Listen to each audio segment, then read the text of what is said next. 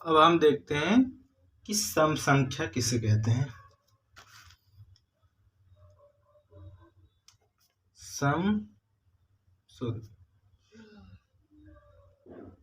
सम संख्या, इसको हम इंग्लिश में कहेंगे इवन नंबर।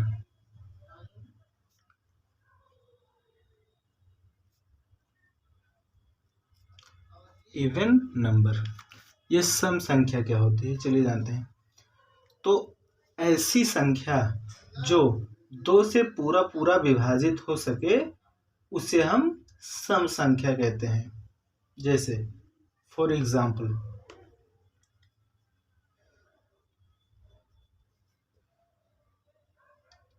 2, 4, 6, 8, 10 और ऐसे चले जाएंगी। वह संख्याएं जो 2 से पूरा पूरा विभाजित हो सके उसे हम सम संख्या कहते हैं।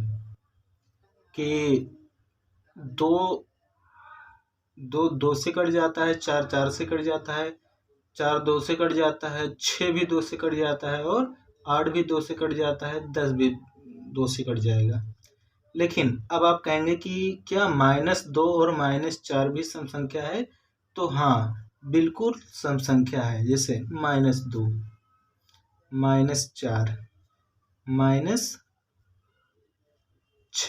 -8 ये भी सम संख्या है क्योंकि ये 2 से पूरा पूरा विभाजित हो जाती है। और 0 भी सम संख्या है क्योंकि 0 को हम 2 से विभाजित कर सकते हैं।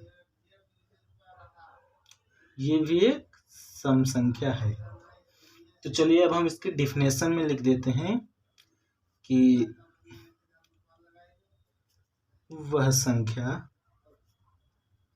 जो 2 से पूरा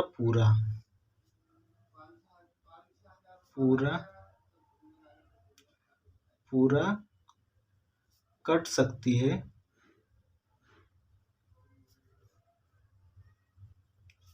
उसे हम सम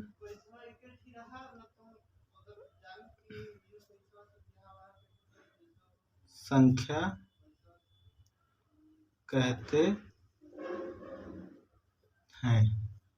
ठीक है, समझ में आ गया। अब हम देखते हैं विषम संख्या। अगला डिफिनेशन है हमारा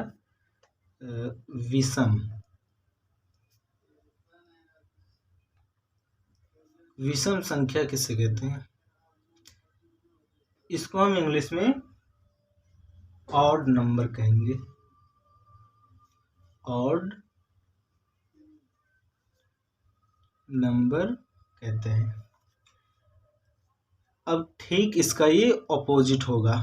सम संख्या में वह संख्याएं जो 2 से पूरा कट जाती हैं वह सम संख्या कहलाती हैं और विषम संख्या में वह संख्याएं जो 2 से पूरा नहीं कटती हैं बल्कि दशमलव में कटती हैं उन्हें हम विषम संख्या कहते हैं। जैसे एग्जाम्पल 1, 3, 5, 7, 9 ऐसे चला जाएगा। क्या 1 2 से पूरा कटेगी? 3 भी नहीं कटेगी, 5 भी 2 से नहीं कटेगा पूरा, 7 भी 2 से नहीं कटेगा, 9 भी 2 से नहीं कटेगा। इसलिए इसे हम विषम संख्या कहते हैं। और -0 भी एक विषम संख्या है। 0 तो सम संख्या है, इसको हम वैसे लिख देते हैं। -1 ये भी विषम संख्या है, -3 ये भी विषम संख्या है और -5, -9 ऐसे करके माइनस में जितनी भी संख्याएं हैं वो विषम संख्या है। तो इसके डेफिनेशन में हम लिख देते हैं कि वह संख्या जो 2 से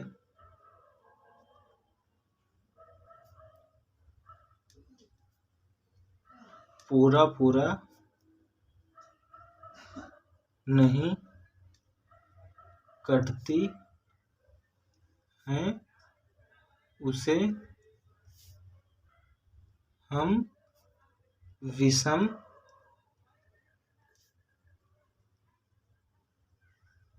संख्या कहते हैं।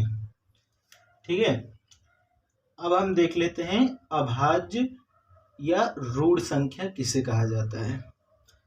तो आगे बढ़ने से दोस्तों, आप आगे बढ़ने से पहले आपसे यही गुजारिश है कि प्लीज़ वीडियो, अगर जो चैनल पर नया आया हो तो प्लीज़ वीडियो को लाइक कर दीजिए और चैनल को सब्सक्राइब कर दीजिए। चलिए आगे बढ़ते हैं। अब हम देखते हैं अभाज्य किसे कहते हैं।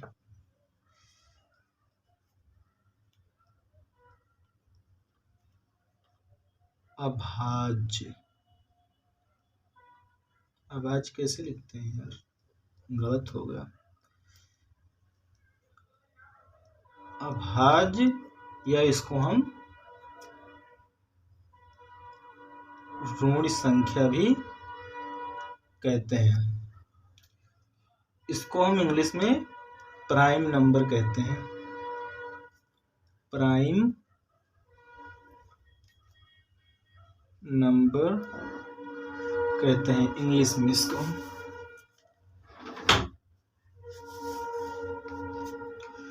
तो अभाज्य संख्या किसे कहते हैं, चलिए जान लेते हैं। तो